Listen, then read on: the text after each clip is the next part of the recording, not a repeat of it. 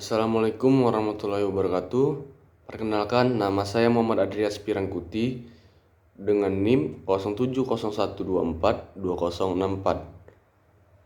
Saya akan membahas tentang kasus akademik untuk menyelesaikan tugas uas saya yang diberikan oleh Bapak Dr. Muhammad Ridwan MAG yang berjudul tentang manipulasi data riset oleh dosen peneliti Lembaga Ilmu Pengetahuan Indonesia. Pada tahun 2019, dunia akademik Indonesia sempat diguncang oleh laporan dugaan manipulasi data penelitian ilmiah yang dilakukan oleh seorang peneliti dari LIPI sekarang yang berjuluk dengan BRIN. Dalam sebuah publikasi ilmiah yang ditunjukkan untuk jurnal internasional, penelitian tersebut memalsukan hasil data eksperimen agar terlihat signifikan dan layak dipublikasikan di jurnal bereputasi tinggi.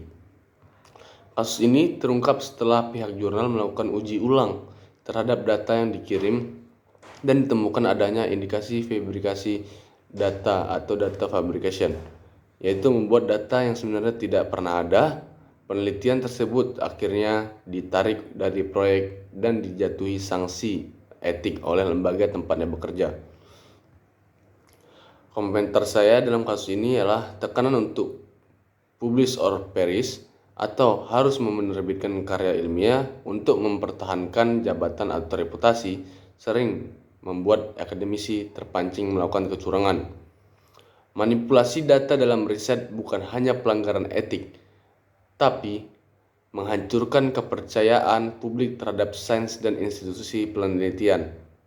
Hasil riset palsu dapat menjadi dasar kebijakan yang salah dan berpotensi merugikan masyarakat luas jika dijadikan acuan.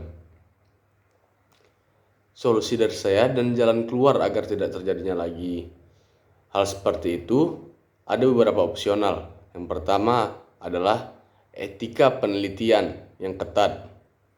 Institusi pendidikan dan riset harus memiliki kode etik penelitian yang jelas, disosialisasikan secara menyeluruh dan diterapkan secara tegas. Yang kedua, ada audit dan review penelitian. Setiap hasil penelitian akan dipublikasikan harus melewati proses review data mentah oleh tim etik internal. Lembaga riset harus mewajibkan peneliti menyimpan dan membagikan data mentah jika diperlukan untuk keperluan verifikasi. Yang ketiga, mengurangi tekanan akademik yang tidak realistis. Sistem evaluasi akademisi harus tidak hanya berorientasi pada kuantitas publikasi, tetapi juga pada kualitas proses dan kontribusi nyata terhadap masyarakat. Yang keempat, pendidikan riset yang bertanggung jawab. Dosen dan mahasiswa pasca sarjana harus mendapatkan pelatihan tentang Good Research Practice atau GRP, termasuk bagaimana menyajikan data secara jujur dan transparan. Yang kelima, penguatan peran reviewer dan dewan editorial jurnal. Jurnal ilmiah harus nasional maupun internasional harus lebih ketat dalam proses per-review, termasuk memverifikasi data, metode, dan keaslian temuan. Berikut dari saya tentang membahas kasus akademik yang berjudul manipulasi data riset oleh dosen peneliti Lembaga Ilmu Pengetahuan Indonesia, serta solusi dan jalan keluar agar tidak terjadinya lagi masalah itu. Sekian dari saya. Wassalamualaikum warahmatullahi wabarakatuh.